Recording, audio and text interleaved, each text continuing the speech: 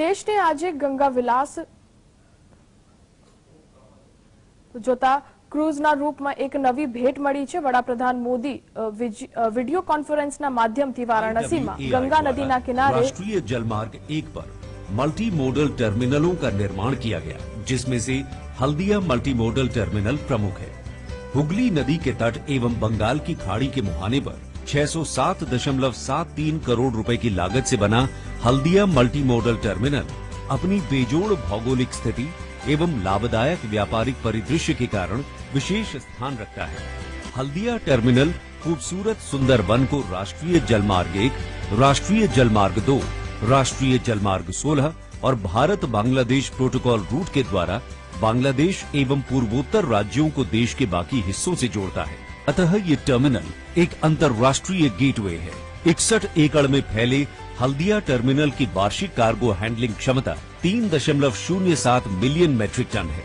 465 metre लंबा, 30 metre चौड़ा, 800 metre लंबा एवं 8.4 मीटर चौड़ा कवर्ड कन्वेयर गैलरी है। इससे फ्लाई ऐश, कोयला, स्टोन चिप्स एवं कई अन्य स्थानीय उत्पादों के निर्यात में आसानी होगी। साथ ही विश्व के विभिन्न कोनों से आयात को सुगम किया जा सकेगा। इसका मुख्य लाभ भारत के पूर्वोत्तर राज्यों को मिलेगा। माननीय प्रधानमंत्री श्री नरेंद्र मोदी के कर कमलों द्वारा आज हल्दिया मल्टी मोडल टर्मिनल का उद्घाटन किया गया। गंगा नदी उत्तर भारत की जीवन रेखा है और ये दुनिया के सबसे घनी आबादी वाले क्षेत्रों में से एक है। स्थानीय किसानों और व्यापारियों को ध्यान में रखते हुए माननीय प्रधानमंत्री श्री नरेंद्र मोदी जी के नेतृत्व में सरकार के द्वारा जल मार्ग विकास परियोजना 2 की शुरुआत की गई है, जो अर्थ गंगा की सतत विकास मॉडल अवधारणा पर आधारित है। स्थानीय किसानों, नागरिकों एवं खुदरा व्यापारियों के लिए 60 से अधिक सामुदायिक जेटियों का निर्माण उत्तर प्रदेश, बिहार, झारखंड एवं पश्चिम बंगाल में किया जा रहा है। प्रधानमंत्री श्री नरेंद्र मोदी जी द्वारा सार्वजनिक उपयोग के लिए 7 कम्युनिटी जेटी का उद्घाटन हुआ। इन सभी जेटियों में रैंप, शेडेड वेटिंग एरिया, सार्वजनिक सुविधाएं, टिकटिंग काउंटर व एडमिन रूम, सोलर लाइट आदि सुविधाएं प्रदान की गई है। वाराणसी जैसे स्थानों में स्थानीय पर्यटन के अवसरों को विकसित करने में मदद करेंगे। इससे जल पर्यटन को भी भारी बढ़ावा मिलेगा। सामुदायिक जेटियों के निर्माण से जहां स्थानीय व्यापारियों, किसानों और नदी के किनारे रहने वाले आम लोगों के चेहरे पर मुस्कान आएगी, वहीं मल्टी मोडल टर्मिनल के निर्माण से देश विदेश के व्यापारियों को देश में निवेश के अवसर प्राप्त होंगे।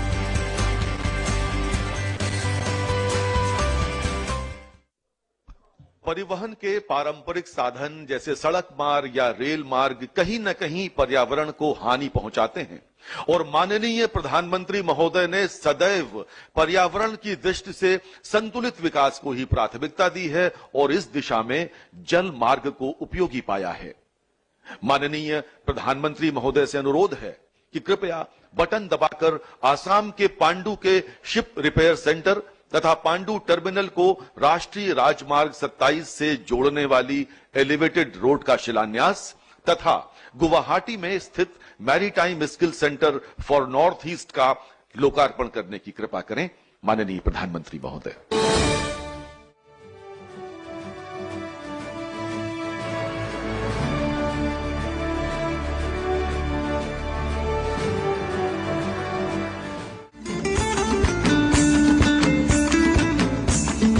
माननीय प्रधानमंत्री श्री नरेंद्र मोदी जी की एक्ट ईस्ट पॉलिसी में पूर्वोत्तर राज्यों की अहम भूमिका है। हमने पूर्वोत्तर के लिए एक्ट ईस्ट का संकल्प लिया है। यहां विकास की, टूरिज्म की इतनी संभावनाएं हैं। नॉर्थ ईस्ट की इन संभावनाओं पर अब काम हो रहा है। पूर्वोत्तर अब भारत के विकास का गेटवे बन रहा है। ब्रह्मपुत्र और बराक नदी पर विकसित किए गए राष्ट्रीय जलमार्ग 2 एवं 16 इस परिकल्पना की महत्वपूर्ण कड़ी है। ब्रह्मपुत्र नदी के दक्षिणी तट पर बसे गुवाहाटी के पास पांडु में एक मल्टी मोडल टर्मिनल का निर्माण किया गया है। पूर्वोत्तर भारत में जहाजों की मरम्मत एवं रखरखाव के लिए कोई आधुनिक सुविधा नहीं है। जहाजों को मरम्मत के लिए कोलकाता ले जाना पड़ता है, जो काफी खर्चीला है। इस कमी को दूर करने के लिए गुवाहाटी के निकट पांडु में जहाजों की मरम्मत के लिए एक ड्राई डॉक की स्थापना की जा रही है। अब इस पूरे क्षेत्र में जहाज मरम्मत का काम भी होने लगेगा, जो आर्थिक बचत के साथ ही साथ रोजगार का भी सृजन करेगा। माननीय प्रधानमंत्री ने आज इस जहाज मरम्मत स्थल का शिलान्यास किया। इस परियोजना की कुल लागत 208 करोड़ रुपए है। साथ ही पांडु टर्मिनल में एक एलिवेटेड रोड का निर्माण किया जाना है। इसके निर्माण में 180 करोड़ की लागत आएगी। इस एलिवेटेड रोड के बन जाने से पीएम गति शक्ति के अंतर्गत पांडु मल्टी मॉडल टर्मिनल और नेशनल हाईवे सीधे जुड़ जाएंगे, जिससे निर्बाध माल ढुलाई संभव होगा और आवाजाही को गति मिलेगी। माननीय प्रधानमंत्री ने आज इस एलिवेटेड रोड का शिलान्यास किया। भारत में कई जलमार्गों के विकास होने से प्रशिक्षित पेशेवरों की आवश्यकता होने लगी है। इसकी पूर्ति करने के लिए IWAI द्वारा असम एवं त्रिपुरा सरकार के साथ मिलकर स्किल डेवलपमेंट संस्थान में ट्रेनिंग सेंटर खोले गए हैं। गुवाहाटी में स्थापित किए गए स्किल डेवलपमेंट इंस्टीट्यूट में खासतौर पर पूर्वोत्तर के छात्रों को प्रशिक्षित किया जाएगा, जो न सिर्फ इस सेक्टर की आवश्यकता को पूरा करेगा, अपितु उनके लिए रोजगार भी सुनिश्चित करेगा। माननीय प्रधानमंत्री ने आज गुवाहाटी में बने मैरीटाइम स्किल डेवलपमेंट इंस्टीट्यूट का उद्घाटन किया। राष्ट्रीय जलमार्ग 2 में स्थित धुबरी, जोगी घोपा, तेजपुर, सिलघाट, निमाती और डिब्रूगढ़ में फ्लोटिंग टर्मिनल बनाए गए हैं। माजुली द्वीप में आवाजाही के लिए रो और रो पैक्स की सुविधा शुरू की गई है। इसके अलावा बोगीबील में एक स्थायी कंक्रीट टर्मिनल की स्थापना की जा रही है, जो हर मौसम में माल ढुलाई और यात्री परिवहन को सुनिश्चित करेगा। इसी तरह राष्ट्रीय जलमार्ग 16 पर बांग्लादेश सीमा से लगे करीमगंज को ट्रांसशिपमेंट हब के रूप में विकसित किया जा रहा है। पूर्वोत्तर के सभी राज्य इस परिकल्पना की महत्वपूर्ण कड़ी है। इसी के आधार पर प्रधानमंत्री जी ने भारत बांग्लादेश प्रोटोकॉल रूट के विकास की अवधारणा की है, जो राष्ट्रीय जलमार्ग 2 और 16 के माध्यम से संपूर्ण पूर्वोत्तर राज्यों को देश के प्रमुख बंदरगाहों और बड़ी शहरों से जोड़ने में सफल रही है। उत्तर पूर्वी भारत में जलमार्गों के विकास से सामाजिक और आर्थिक परिदृश्य में भारी बदलाव आया है, जो समग्र विकास का द्वार खोलने के साथ ही साथ रोजगार के नए अवसर उपलब्ध कराने में सफल रहा है। इन प्रयासों से पूरा पूर्वोत्तर मुख्य धारा से जुड़कर देश की उन्नति में विशेष योगदान दे रहा है।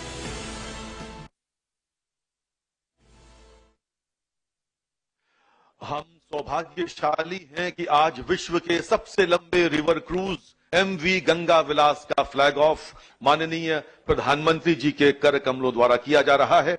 आइए देखते हैं दुनिया की सबसे लंबी नदी यात्रा पर आधारित ये लघु फिल्म।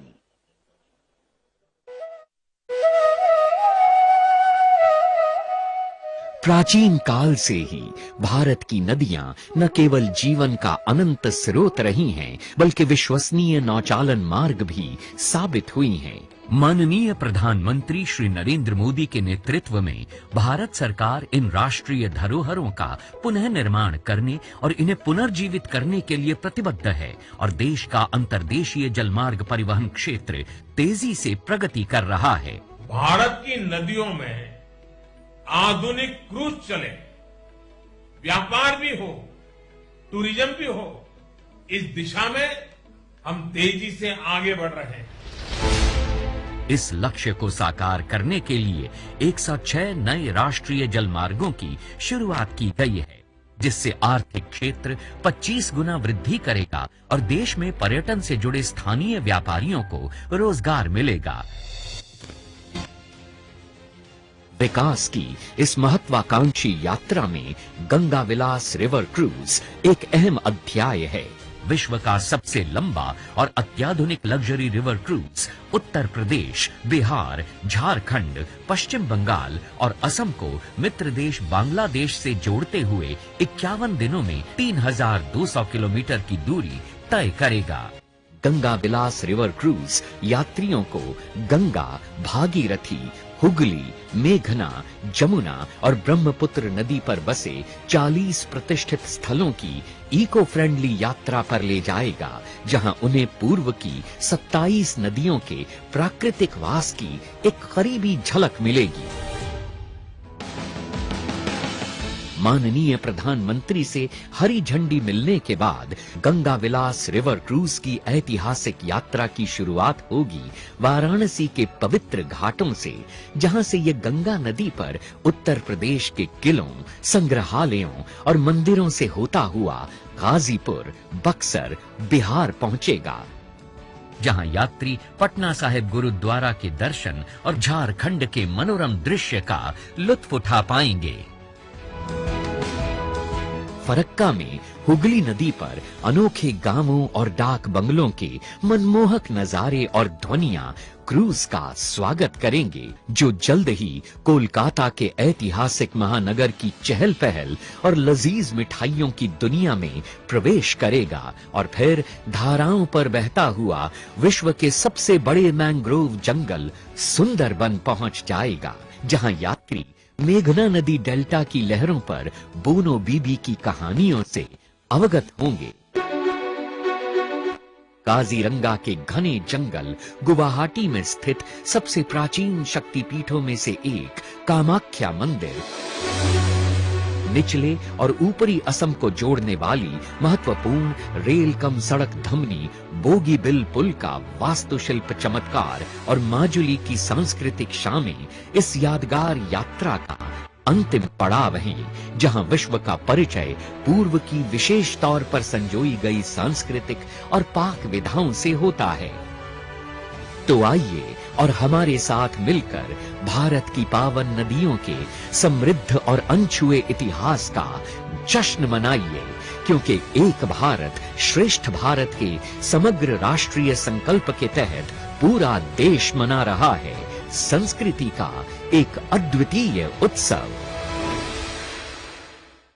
भारत को $5 ट्रिलियन की अर्थव्यवस्था बनाने को संकल्पित माननीय प्रधानमंत्री श्री नरेंद्र मोदी जी अहर्निश राष्ट्र सेवा में रत हैं। उनके मार्गदर्शन में भारत प्रत्येक क्षेत्र में नित नए कीर्तिमान बना रहा है।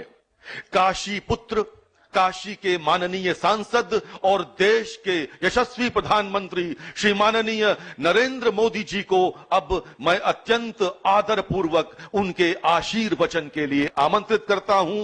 माननीय प्रधानमंत्री महोदय।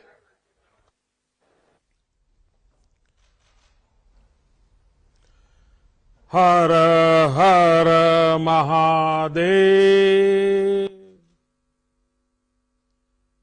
कार्यक्रम में हमारे साथ जुड़े विभिन्न राज्यों के आदरणीय मुख्यमंत्री, उप मुख्यमंत्री, केंद्रीय मंत्रिमंडल के मेरे सहयोगीगण,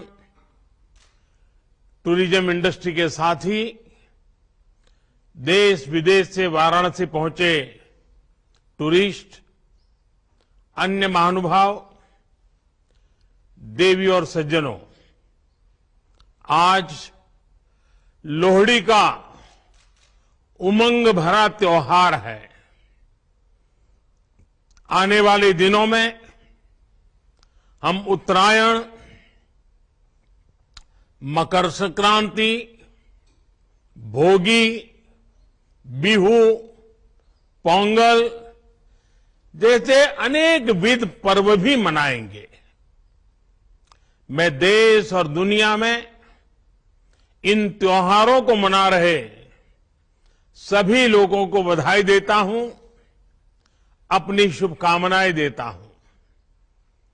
साथियों, हमारे पर्वों, दान दक्षिणा, तप तपस्या, हमारे संकल्पों की सिद्धि के लिए हमारी आस्था, हमारी मान्यता का एक अपना महत्व है और इसमें भी हमारी नदियों की भूमिका महत्वपूर्ण है। ऐसे समय में हम सभी नदी जलमार्गों के विकास से जुड़े इतने बड़े उत्सव के साक्षी बन रहे हैं। आज मेरी काशी से डिब्रूगढ़ के बीच दुनिया की सबसे लंबी नदी जल यात्रा गंगा विलास क्रूज का शुभारंभ हुआ है। इससे पूर्वी भारत के अनेक पर्यटक स्थल वर्ल्ड टूरिज्म मैप में और प्रमुखता से आने वाले हैं। काशी में गंगा पार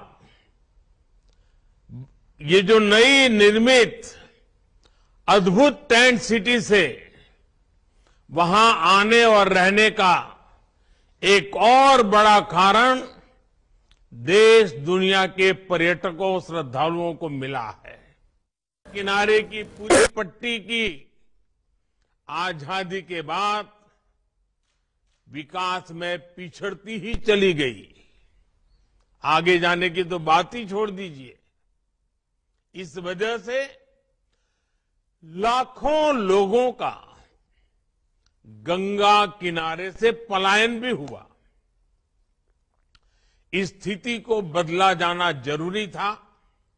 इसलिए हमने एक नई अप्रोच के साथ काम करना तय किया। हमने एक तरफ नमामि गंगे के माध्यम से गंगा जी की निर्मलता के लिए काम किया, वहीं दूसरी तरफ अर्थ गंगा का भी अभियान चलाया। अर्थ गंगा यानी हमने गंगा के आसपास बसे राज्यों में आर्थिक गतिविधियों का एक नया वातावरण बनाने के लिए कदम उठाए। ये गंगा विलास क्रूज इस अर्थ गंगा में उसके एक अभियान को नई ताकत देगा। उत्तर प्रदेश, बिहार, असम, पश्चिम बंगाल और बांग्लादेश की यात्रा के दौरान ये क्रूज हर तरह की सुविधा मुहैया कराएगा।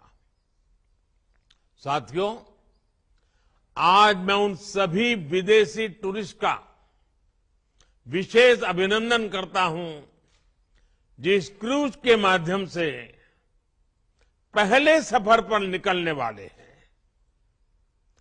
आप सभी एक प्राचीन शहर से एक आधुनिक क्रूज से सफर करने जा रहे हैं। मैं अपने इन विदेशी टूरिस्ट साथियों से विशेष तौर पर कहूंगा कि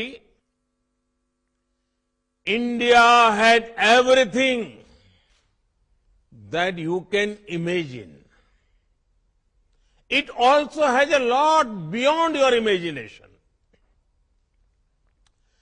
India cannot be defined in words. India can only be experienced from the heart.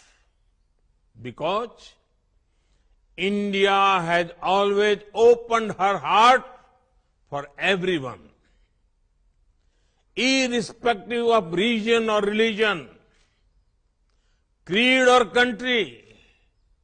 We welcome all our tourist friends from different parts of the world.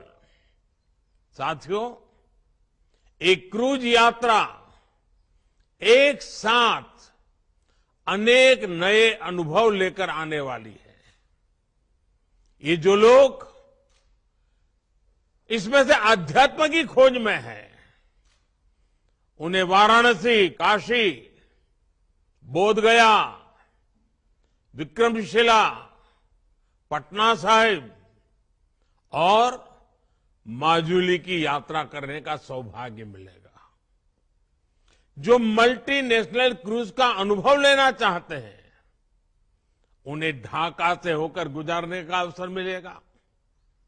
जो भारत की नेचुरल डायवर्सिटी को देखना चाहते हैं, उन्हें ये क्रूज सुंदरवन और असम के जंगलों की सैर कराएगा। जिन लोगों की रुचि भारत में नदियों से जुड़े सिस्टम को समझने में है, उनके लिए यात्रा बहुत महत्वपूर्ण होगी, क्योंकि ये क्रूज 25 अलग अलग नदियां या नदी धाराओं से होकर गुजरेगी। और जो लोग भारत के समृद्ध खान पान का अनुभव लेना चाहते हैं, उनके लिए भी ये बेहतरीन अवसर है। यानी भारत की विरासत और आधुनिकता का अद्भुत संगम हमें इस यात्रा में देखने को मिलेगा। क्रूज टूरिज्म का ये नया दौर इस क्षेत्र में हमारे युवा साथियों को रोजगार, स्वरोजगार के नए अवसर भी देगा। विदेशी पर्यटकों के लिए तो ये आकर्षण होगा ही, देश के भी जो पर्यटक पहले ऐसे अनुभवों के लिए विदेश जाते थे, वे अब पूर्वी भारत का रुख कर पाएंगे। ये क्रूज जहां से भी गुजरेगा, वहां विकास की एक नई लाइन तैयार करेगा। क्रूज टूरिज्म के लिए ऐसी ही व्यवस्थाएं हम देश भर के नदी जलमार्गों में तैयार कर रहे हैं।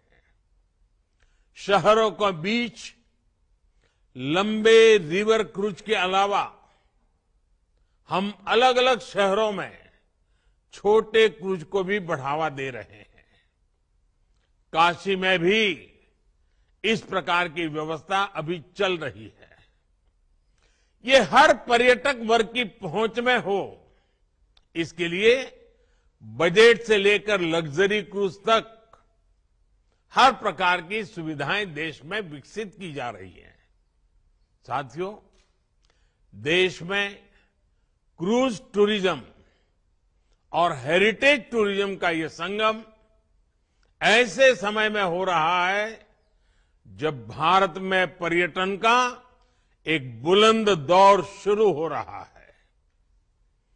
भारत की वैश्विक भूमिका जैसे जैसे बढ़ रही है, वैसे वैसे भारत को देखने, भारत को जानने और भारत को समझने की उत्सुकता भी बढ़ रही है।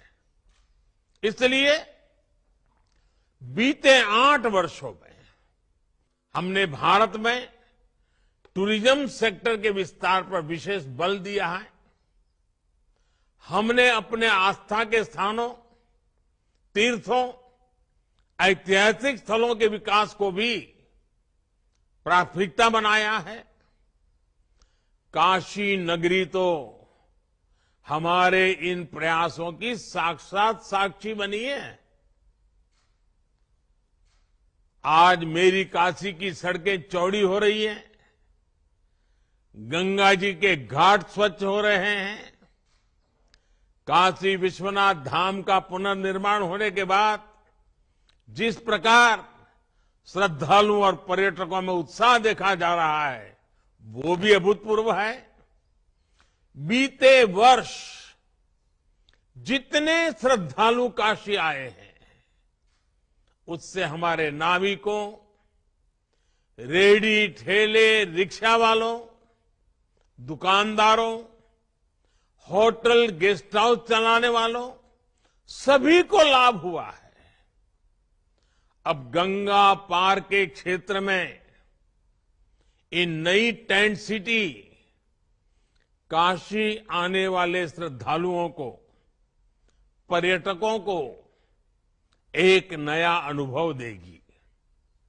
इस टेंट सिटी में आधुनिकता भी है, अध्यात्म भी और आस्था भी है।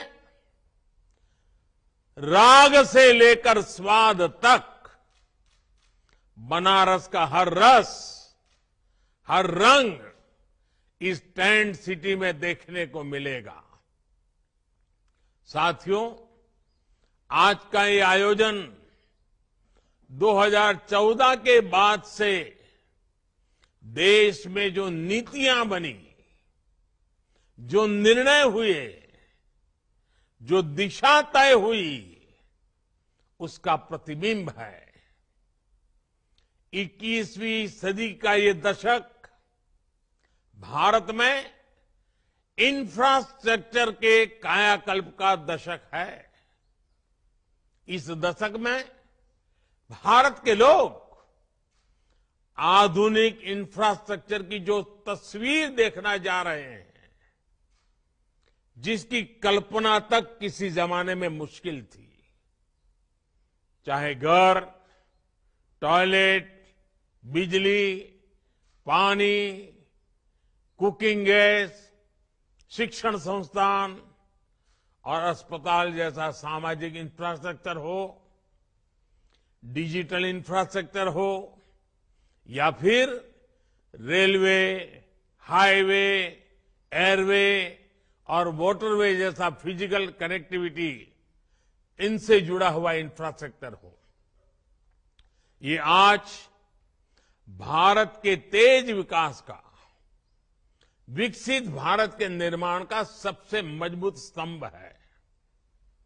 सबसे चौड़े हाईवे, सबसे आधुनिक एयरपोर्ट, आधुनिक रेलवे स्टेशन, सबसे ऊंचे और लंबे पुल, सबसे ऊंचाई पर बनने वाली लंबी टनल से नए भारत के विकास का प्रतिबिंब हम सब अनुभव करते हैं। इसमें भी नदी जलमार्ग भारत का नया सामर्थ्य बन रहे हैं। साथियों, आज गंगा विलास क्रूज की शुरुआत होना भी एक साधारण घटना नहीं है।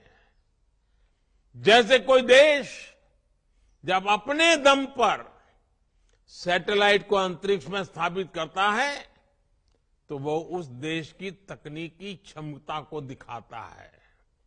वैसे ही 3200 किलोमीटर से ज्यादा लंबा ये सफर भारत में इनलैंड वाटरवे के विकास, नदी जलमार्गों के लिए बन रहे आधुनिक संसाधनों का एक जीता जागता उदाहरण है।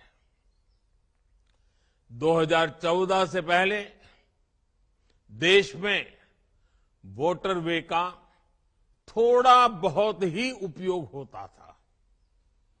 ये हाल तब था जब भारत में वाटरवे के माध्यम से व्यापार का हजारों साल पुराना इतिहास था।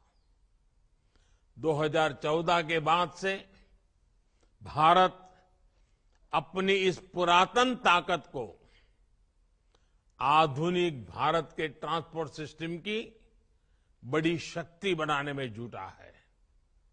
हमने देश की बड़ी नदियों में नदी जलमार्गों के विकास के लिए कानून बनाया है, विस्तृत एक्शन प्लान बनाया है। 2014 में सिर्फ 5 राष्ट्रीय जलमार्ग देश में थे।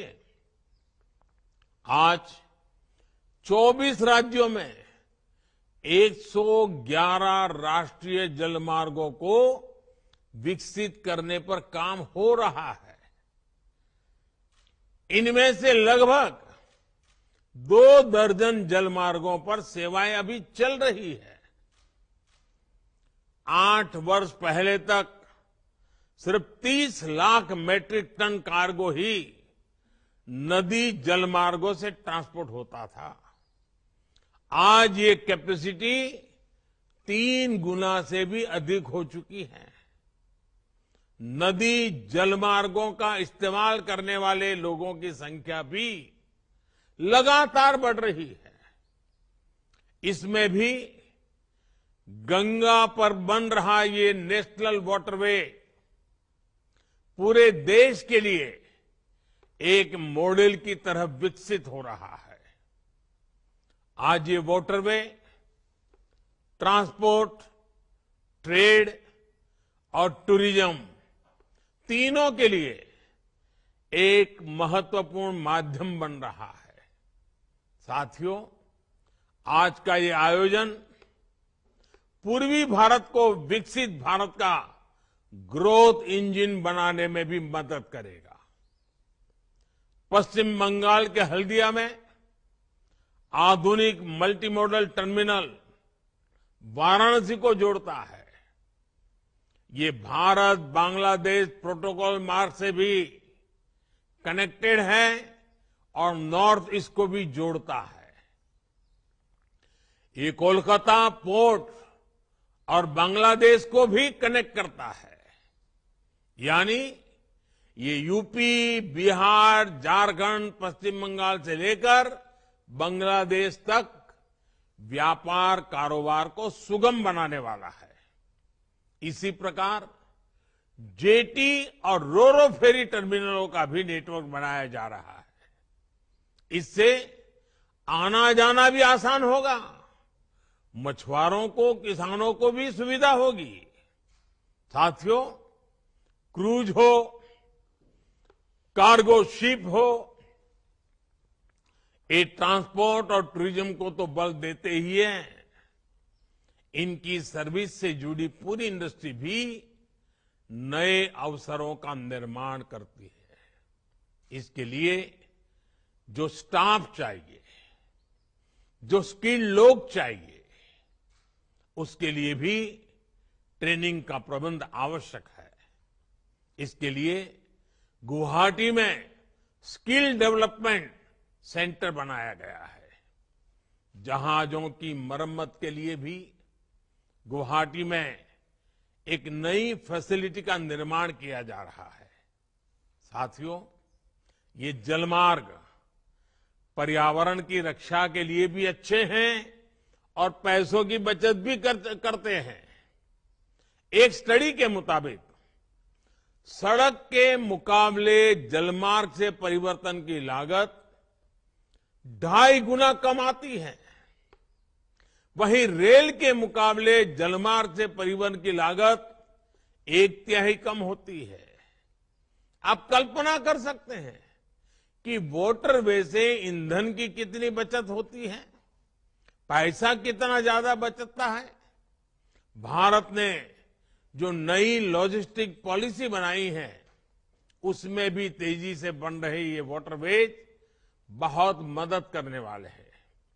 इसमें भी बहुत महत्वपूर्ण बात ये कि भारत में हजारों किलोमीटर लंबा वाटरवे नेटवर्क तैयार होने की क्षमता है।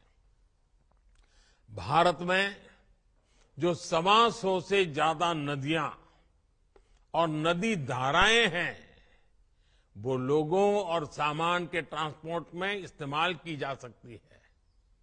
ये वाटरवे भारत में पोर्ट लेड डेवलपमेंट को भी बढ़ाने में मदद करेंगे। कोशिश यही है कि आने वाले वर्षों में वाटरवेज, रेलवेज और हाईवेज का मल्टी मॉडल आधुनिक नेटवर्क भारत में बने। हमने बांग्लादेश और अन्य देशों के साथ समझौते भी किए हैं, जिससे नॉर्थ ईस्ट की वाटर कनेक्टिविटी भी सशक्त हो रही है। साथियों, विकसित भारत के निर्माण के लिए सशक्त कनेक्टिविटी आवश्यक है।